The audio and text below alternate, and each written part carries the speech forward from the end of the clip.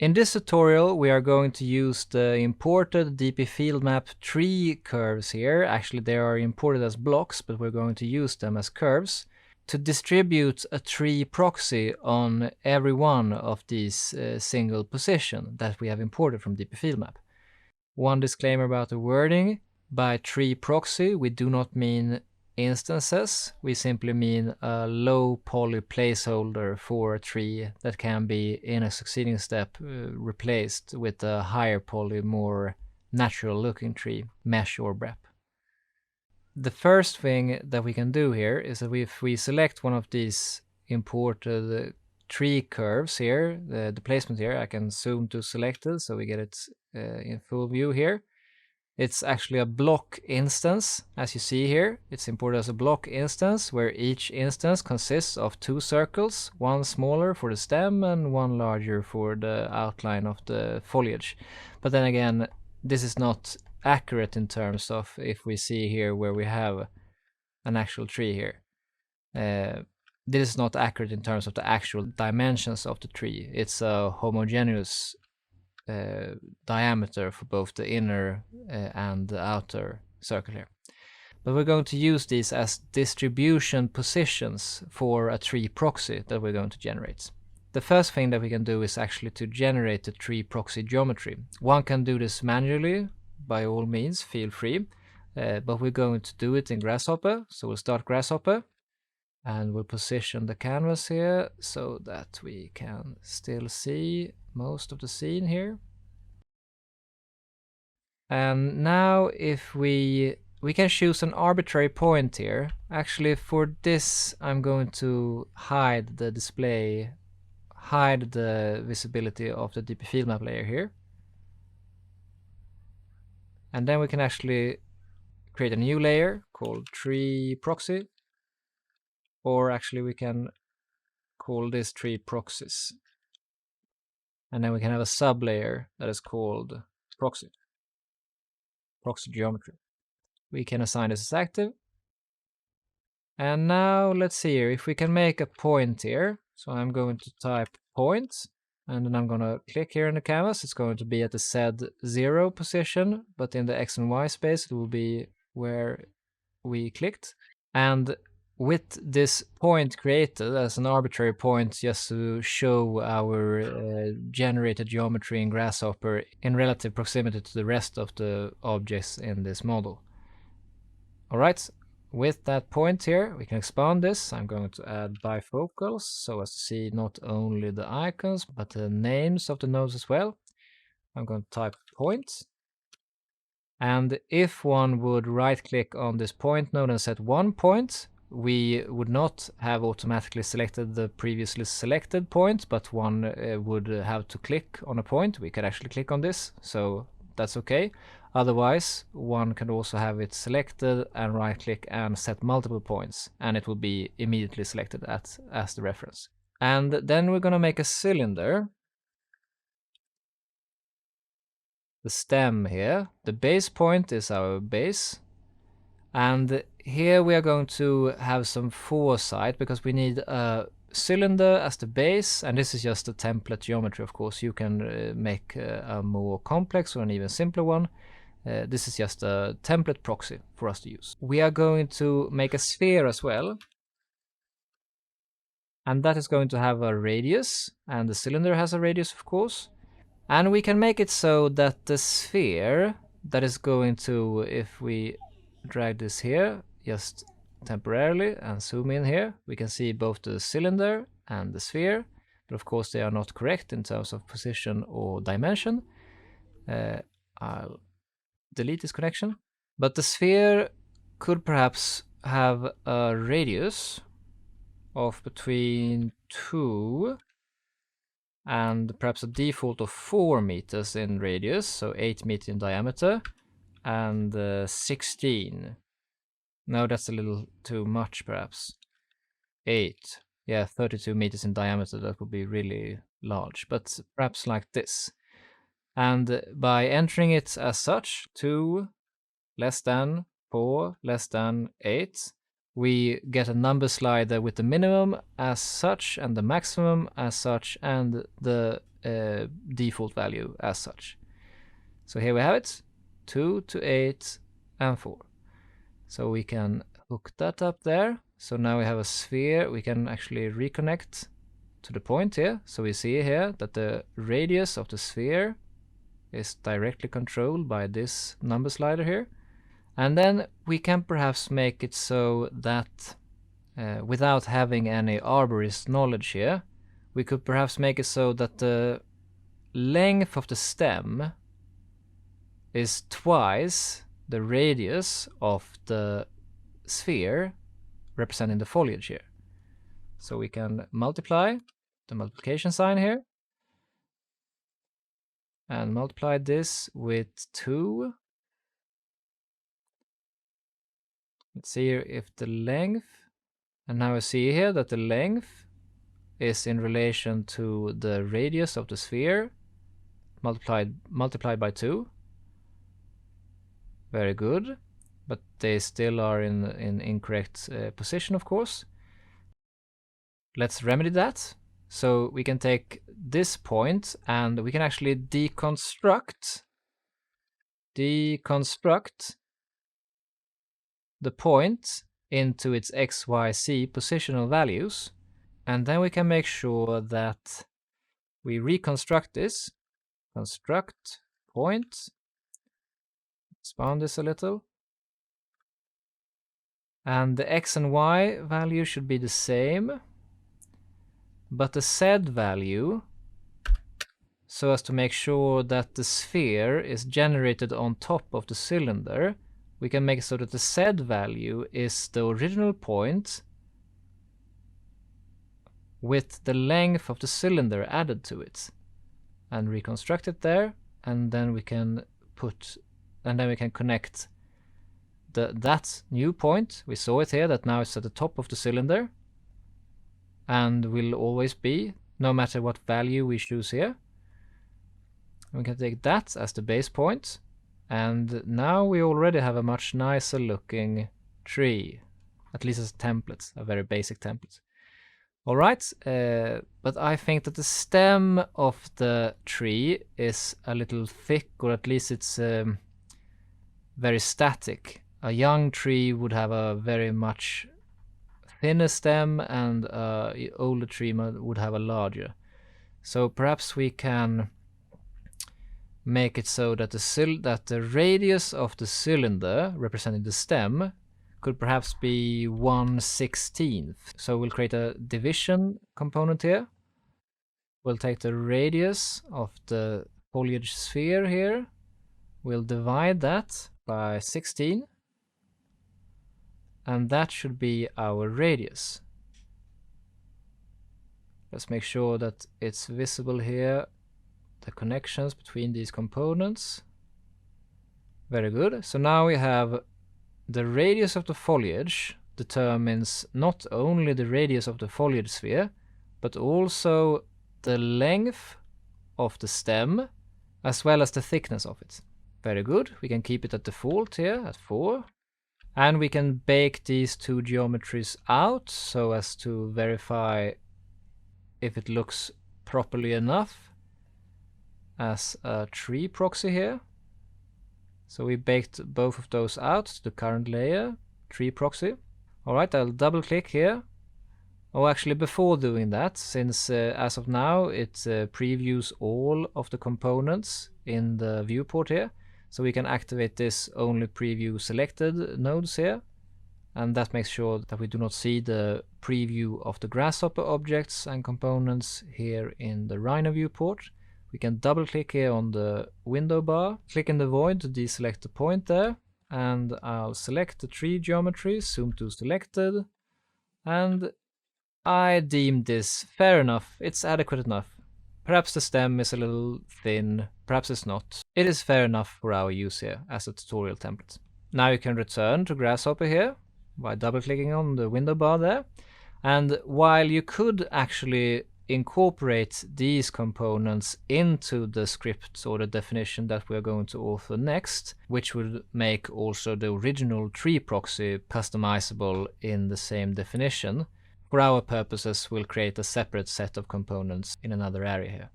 So deselecting that, we can create a new component called brep, and then we can actually take both the sphere as well as the cylinder here and right-click on the brep component and set multiple breps. So now we have referenced the actual rhino geometry that we baked out from these two Grasshopper components, and one could actually simply hook it up like this. If you drag one connection there and shift drag there, then that would be the same. But for our purposes, we'll make sure that we'll disconnect all here, so as to make sure that the one that we are referencing is the actual rhino geometry, because then it makes it easy to simply change this at a later stage if one would, instead of being constrained to the limitations of this very simple definition that we have over here. Alright, we do not only need the proxy tree here, or the tree proxy, we also need all the DpFieldmap tree curves. So I'll minimize this Grasshopper window here, and we'll show DpFieldmap, and I'll zoom out here, and here we have one of these trees, undefined trees. Very good. Then we can expand this and look for that layer name here, and we are helped by it being green. So we'll scroll down here and we see this dark green hue, and it's tree, undefined tree. Very good. And we can actually do like this. Either we right mouse button click on this and select objects, which will select all objects, and then create a new layer here in the tree proxies and copy the objects there, or we can simply right mouse button click on this layer and duplicate layer and objects. Very good. And it can be called the default here as such. We'll drag it down here, we'll scroll down and put it into the tree proxies here. And now I can rename it as perhaps DpFieldmap curves. Very good. And now since we made a duplicate and simply renamed it, the objects are still there. But want us to remember that since the objects that we have copied here are actually block instances, that means that the geometry that the block instance contains is still in the original layer. So to make sure that you get the curves and not the block instances, you can, for double safety measure here, I'll click in the void so as to make sure that we have deselected the original ones. We'll select objects here, and this will select all the block instances here, and we can explode. When you explode a block instance, you will explode the instance into the actual object that it contained and referenced as an instance. So now we have these 846 objects.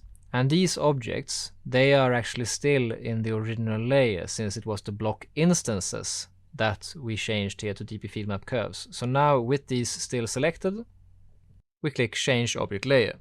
And now we see here that these curves that previously were contained in block instances have been properly copied to a separate layer here. We can hide the original DpFieldmap layer. And we see here that we still have our duplicate copies here. Opening Grasshopper again, we should reference all these curves. So actually we could preemptively make sure that they are selected. Select objects in the layer that we have here. And double click to open the window again. And these are curves, so we'll type curve here, double clicking in the canvas and typing curve. And then we'll reference set multiple curves. And that will reference all of these curves. And now we want to make sure that we do not get duplicate positions. You see here that every position of a tree has two circles, one smaller and one larger. So we can calculate the area of these circles. Then we could make a conditional larger than component here and make sure that the area should be larger than perhaps 1 square meter, and add a dispatch node here using the pattern that was generated from here. and actually using the centroids here of these curves. We want to get a position, not a curve. So we'll get a centroid from the area calculation here. And here both of them are here, but we see now that we have 423 in the true category and 423 in the false category. If one would change this to a lower value, perhaps a much smaller value. Yeah, now we see here that both have been categorized as being larger than only 1/10 of a square meter. So make sure that this is adequate enough for the imported geometry. Very good. Now we only have referenced the centroids of the larger circles, so as not to get duplicate points there. Alright, to minimize the computing processing strain here on our computer, we can also make sure that the points that we use or reference are only those points that are inside of the crop here. We can actually make sure to reference the crop curve that we already have here. So I'll double click here on the window bar. I'll show this crop rectangle here, that polyline, and opening Grasshopper window again. We can type curve again here and reference this one. So we can set one curve as that. Very good. And then we can type in here point in curve. Yes, that's a component. And then we can take all the centroid points of the circles that had an area of more than 1 square meter as the points input here. And then we can take our referenced crop rectangle as the curve that we use for the inclusion test. And we see here that the points are categorized here, or a pattern has been made depending on whether the point is for 0 outside, 1 coincident, or 2 inside. And this is inadequate for, we intend to use a dispatch node here, or dispatch component, and dispatch these points depending on whether they are inside of the crop rectangle here or not. But a pattern is defined by true or false, and true is always 1 and false is always 0, and here the output is 0, 1, and 2. And there are several ways to fix this, of course, but one easy way to remedy this is to simply subtract all of these results. So 0, 1, and 2 gets -1, 0, 1. Let's do that. So subtraction sign. Let's subtract this with precisely 1. No need to change this, so it can be a text panel. And as you see here, now we got -1 as the minimum value and 1 as the maximum value. And as previously stated, we need 0 and 1 for this dispatch pattern to be functioning, for it to represent true and false. So we can simply add another node that is called maximum. And the maximum component here will make it so that it always yields the maximum value of any 2 values input here. So if we have here a list consisting of 0, 1, and perhaps some might be 0 if it was coincidental to the crop rectangle, but mostly they should be -1 for not being inside and 1 for being inside of the crop rectangle. But we can make sure that the result of this subtraction is the primary input of this, or the first input of this, but the second input can be 0. This will make sure that if this value is lower than 0, then it will yield 0 instead. And if it is higher than 0, then that value will be the one that is propagated. So now you see here that we have a lot of zeros, and we see here if we make a panel here so as to see this a little better, we see here that the 5th item, index 4, is the first one. And if we change here, we see, that all the -1s have been turned into zeros, but the 1s have been left at 1. And now we have a list here with 0s and 1s, very compatible with the pattern of true and false. I'll delete this panel and I'll make sure to have that there. Very good. And now we can actually just type point here just to see that this worked. Yeah, and now you see here in the preview in the viewport that it's only points which are inside of the crop rectangle, in the XY plane, of course. Alright, so already there we have extracted the point positions of those imported curves, but we of course need to make it so that the tree proxy is moved to each of these positions as well. And to move this proxy tree to each and every one of these directions, one can do it in many different ways. As of now, it is actually quite simple because we have the tree proxy has an origin point that is precisely this. We could simply reference this point as we already have here, as you see. Perhaps not in this view mode, but we change the wireframe. And you see there, it's small, but it's noticeable. But perhaps you have imported a tree geometry which does not have its origin at its bottom, perhaps it's at the center of it, and then it's just a safe way to make sure to get a bounding box of the reference geometry here. Now we reference the BREP that we have generated, but if you have imported a mesh, you can simply make it a mesh type geometry here and reference it instead. And as of default, the bounding box component here, it makes one bounding box per object, but we can right click on it and make a union box. And now we have the whole, I say the whole object, but they of course are two objects, but the whole tree proxy consisting of two objects are now treated as one bounding box for the two of them. And with this bounding box, I'll make some room here by holding Alt, clicking and tapping Alt again to make sure that. Having this bounding box, since the bounding box is by definition a box, it can be really easy to extract the, for this case, the lower face middle point of it. We can simply deconstruct the box into its domains, decon box. There it was, deconstruct box. And by deconstructing the box, we get its dimensions in the X and Y and Z axes, and we get them as one individual domain for all three axes respectively.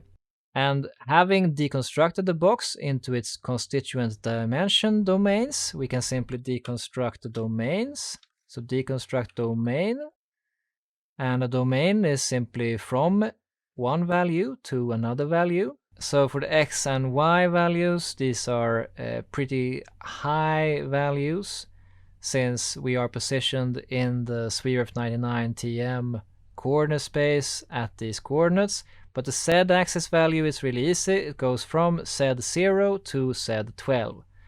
And that is the same as the distance from the bottom of the box to the top of the box. But the same is valid for both the other axes, so we'll simply deconstruct the x-axis and deconstruct the y-axis and deconstruct the z-axis. Very good. And to get the lowermost point in the middle of the bounding box here, we can actually, with simple arithmetic, we can add, so addition or the plus sign, we can add the starting value for the x dimension of the box and add the end value of the x dimension of the box and divide that by precisely 2. This is simple arithmetic. You add one value to the other and divide it by the number of values and you get the mean of it. And we copy these nodes by selecting them, clicking and dragging it, and tapping Alt, and then releasing it. Let's see here, and reconnect those correctly. I'll move these a little up. Or actually, I'll move all of them a little up. And holding Alt and tapping Alt, I increase the distance from there. Very good.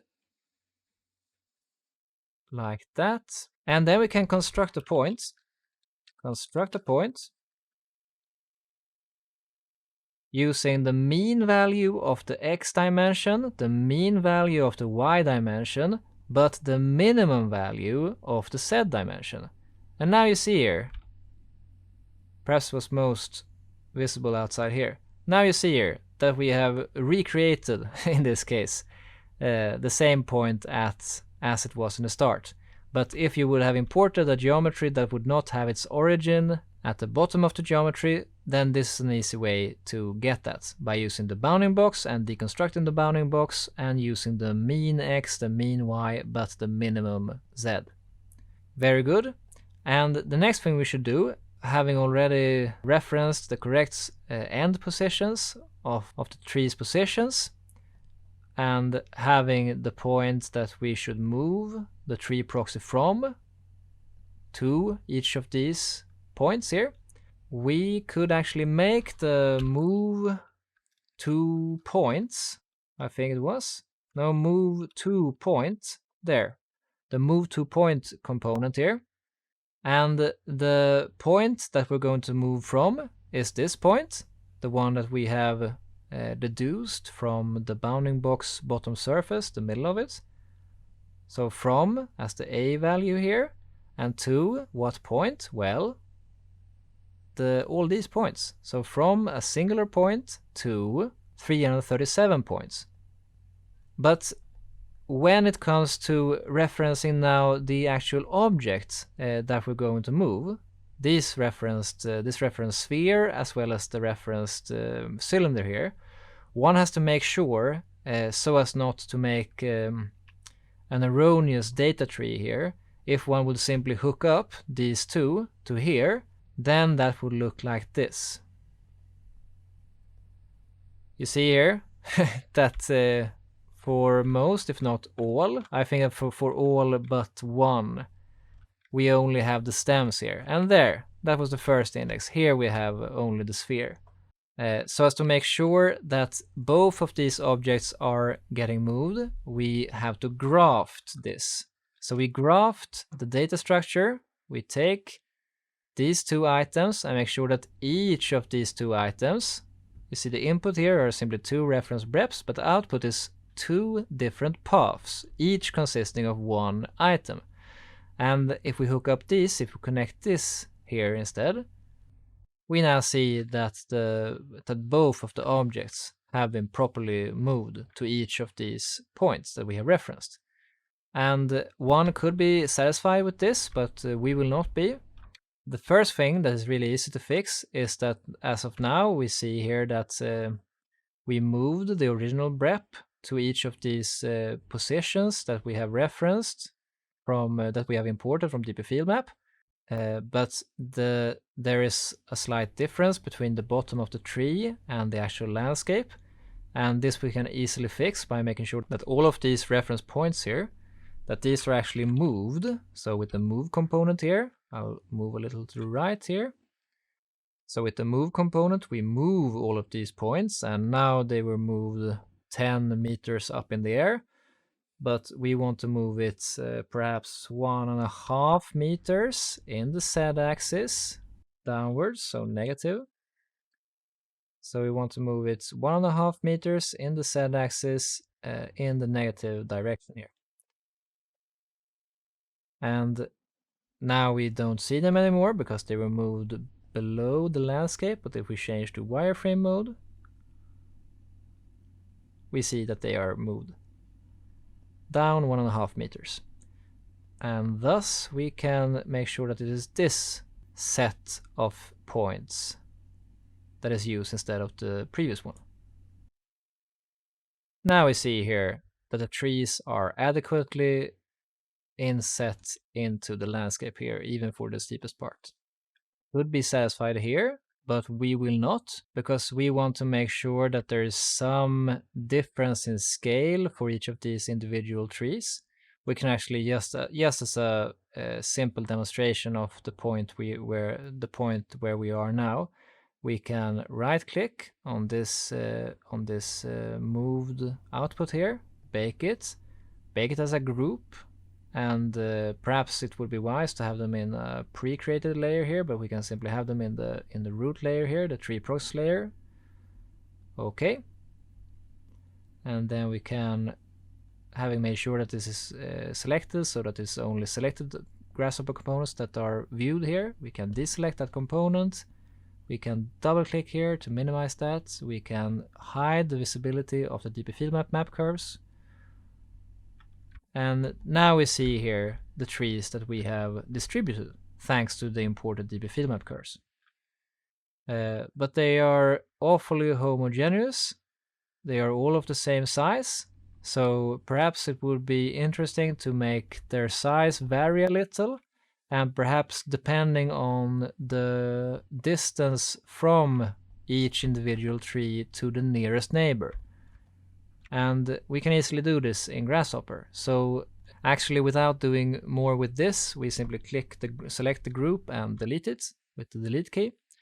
I'll open Grasshopper again, and here we see the representation of it. What we need to do then is to first make sure that we have a clear set of points here.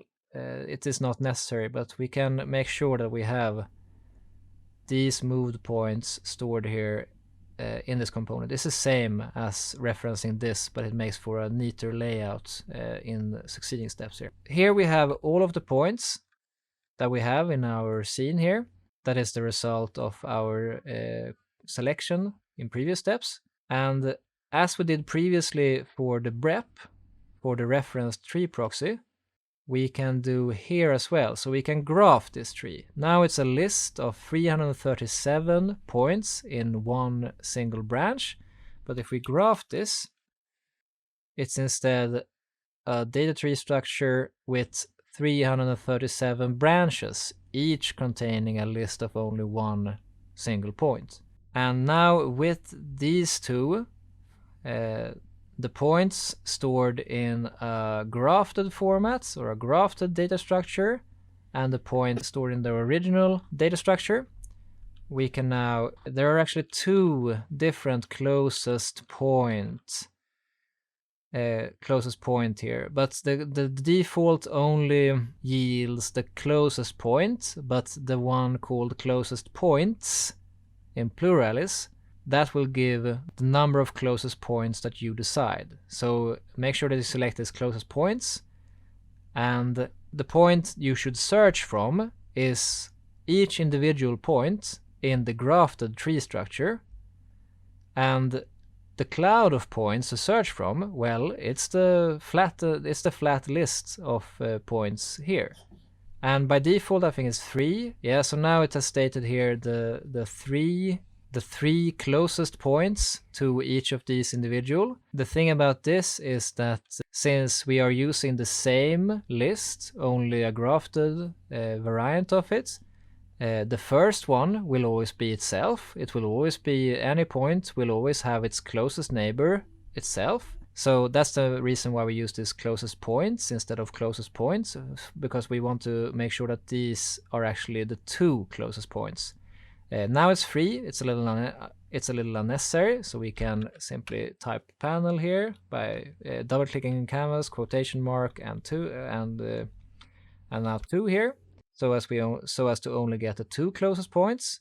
Very good. We see here in the data structure that each of these branches have 2 items in their lists, and already knowing that if we list item here, and if we list with index 0, the first one here, we will get the same point.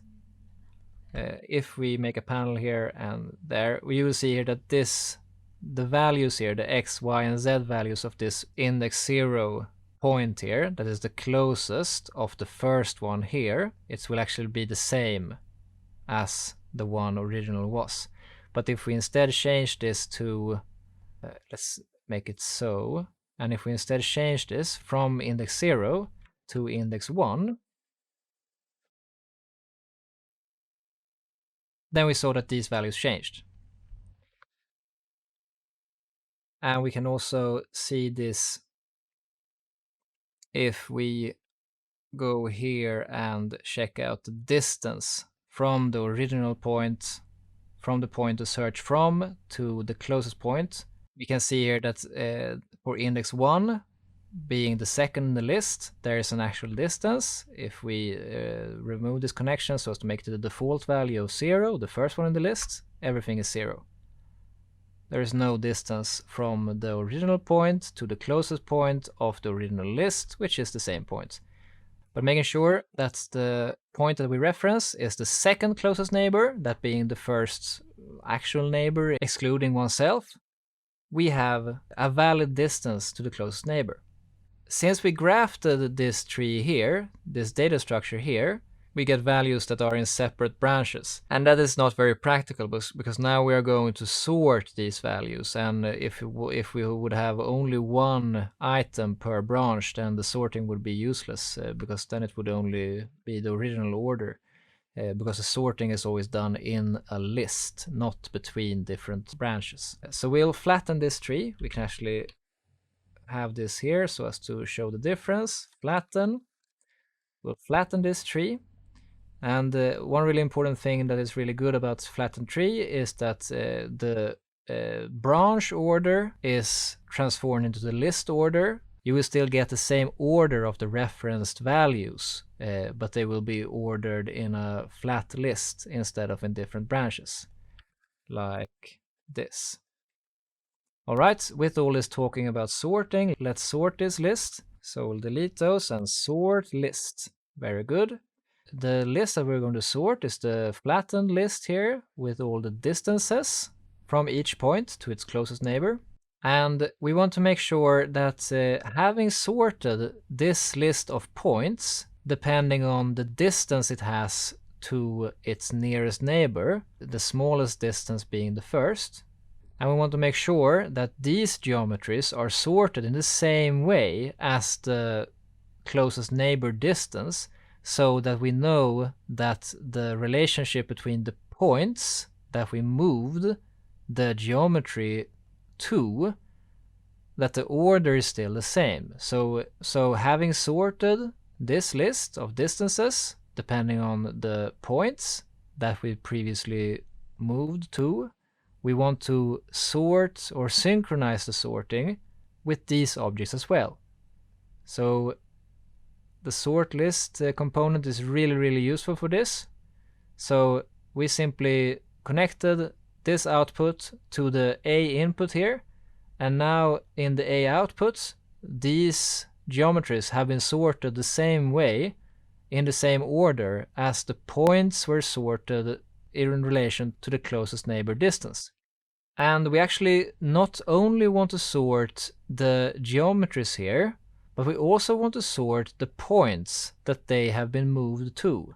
So we'll add a new input here by zooming in enough so as to enable this interface, and clicking on the plus sign, and now we have another input here.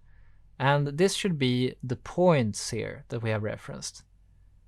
Very good. So now all of these three, 1, 2, and 3, are being sorted as this list was sorted from lowest value to highest. As you see here in the sorted list here, you see this lowest to highest. And when you have an input with several branches, the other outputs are also ordered as such, so as to make it easy to continue the synchronized manipulations of these inputs in the new sorting order.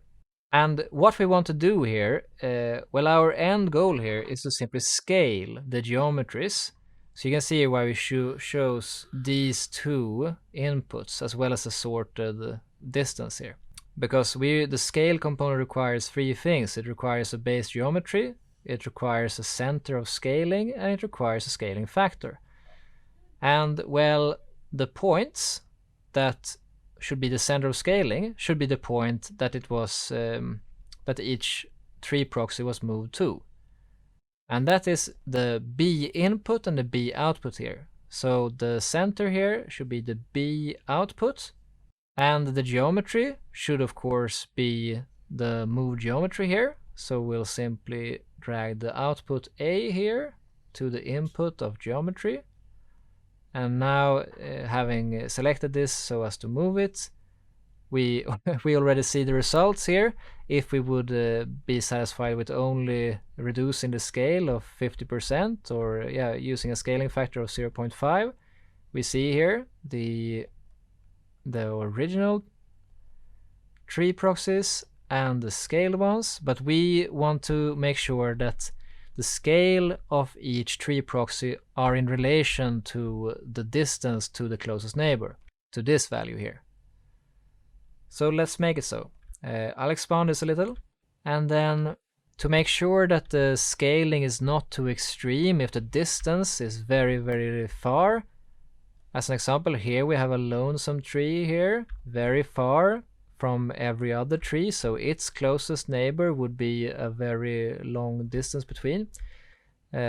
So we can assign or define a cutoff value, and we do that. Previously we had a cutoff value so as to make sure that values lower than 0 were instead yielding 0 here, and now we will do the same but the opposite. So we will make sure that if a value extends a certain value, we can with the minimum component, and we can perhaps have 20 meters. 20 meters. So if a tree is more than 20 meters away from its closest neighbor, it will still be treated in terms of scale as a tree that would be 20 meters from its closest neighbor. So we can have that as any one of these inputs, and the other should be, of course, the sorted keys here. And now we can see here, if we add a panel here and the original sorted list here from smallest to largest, so we'll go here and we see that it was 78 meters, the distance from this tree to the closest one here. But with this cutoff value, with minimum component here, it is now at the maximum 20. Very good. And to make sure that the scaling factor is mapped to the variance in distances between trees here, we can take we can create a first last component here. And since this list is sorted from smallest to largest, then this will of course yield the lowest value as well as the largest value, as shown here. The lowest, merely half a meter or so, and the largest being the cutoff value here. And we construct a domain from this, construct domain. So from the minimum to the maximum, from the smallest value to the largest value. And then we simply remap the numbers, remap numbers. And the original values is this one, the sorted list with the cutoff value of 20. Those are the original values here, the input values. The source domain, well, that is from the minimum value to the maximum value of this sorted and cutoff list. And then the target domain, that should be the minimum and maximum domain range for the scaling factor. So perhaps if we have, we'll construct a domain here, construct a domain, and we can connect it even now. Perhaps the smallest tree, that is those trees that are that have their closest neighbor really close, perhaps those should be half the size of the tree proxy here. And the largest trees, those trees that are the farthest 20 meters or more from its closest neighbor, perhaps those should be 50% larger. So a factor of 1.5 here. And now we can see here, if we show it with a panel, we see here that the original values were from 0.5 to 20, but the remapped numbers are now from 0.5 to 1.5. And they should be proportionally distributed along the new domain here. Alright, so the remapped numbers, that should be our scaling factor. And now when we click this, we see here that we now have a variance in scale for the trees. And that trees that are positioned close to each other, they are smaller in scale. and trees that are standing more solitary, they are allowed to be larger, like this one here. And let's double check here with our lonesome tree here. It's perhaps far larger than the actual tree. And this is one thing that we are late to state here. But of course, this grasshopper definition does not take any account to the actual tree's diameter. It is solely an algorithm to create different sizes, different scales for the tree proxies here.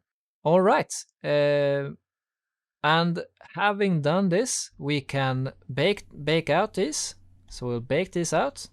And I would have preferred to have already made a layer here so as to bake it into the correct layer. But having not done so, it takes the same amount of time to simply bake it out to the root layer here. I can group them just for safety's measure. Okay. And then we can minimize this. And now we can make another one here that's called perhaps distributed proxies. And having selected the baked group here, we can right click on the distributed proxies layer here, and we can change object layer. Very good. And let's see here, I can just make the 0 layer the current layer. And do we have anything in the proxy geometry? Yes, of course, the original. That one we can hide. Very good. And now with this, it is very easy in this case to assign the stem as well as the foliage to separate sublayers, because if one Control-Shift-G to ungroup and select one of these spheres, we see that it's a closed surface. But if one selects any of these stems, we see that it's a surface, an open surface. And that makes it easy to select open surface. Oh, and before doing that, of course, making sure that either you temporarily hide or simply lock all the other layers, which could have, let's see here, there. Now we only have the tree proxies layer unlocked, which is at least for the visible layers. So now we can select open surface. And now we have all the 337 open surfaces, the stems, selected. So now I can make a sublayer here, which can be called stems, or is it trunks perhaps? Trunks. And assign those, change object layer, very good. Then we can hide those trunks and select the rest of the objects. And make sure that there's another layer here called foliage perhaps. And we can change object layer, very good. And now we have these in 2 separate layers.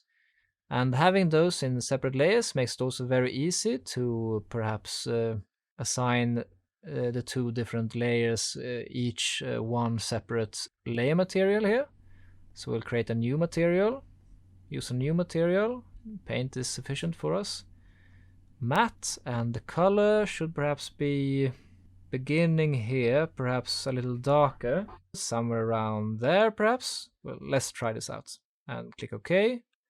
And zoom in here with control and dragging. Perhaps that looks a little dark, but it's also an effect of the contrast here.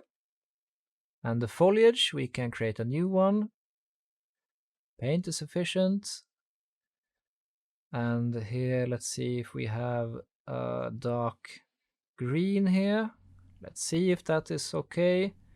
Well, that does not look very good. Perhaps we can use an eyedropper here and create a little darker, duller one. That was perhaps too dull.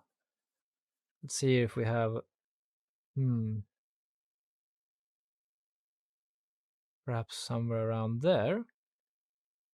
I think that's okay. Very good. And for the stems... yeah, okay. Very good. So now we have with Grasshopper and with the DpFieldmap curves as our reference, we have distributed 3 proxies of different scales depending on the closest neighbor proximity on the landscape here. Let's just fix this dull green a little, so perhaps we can make an eyedropper here and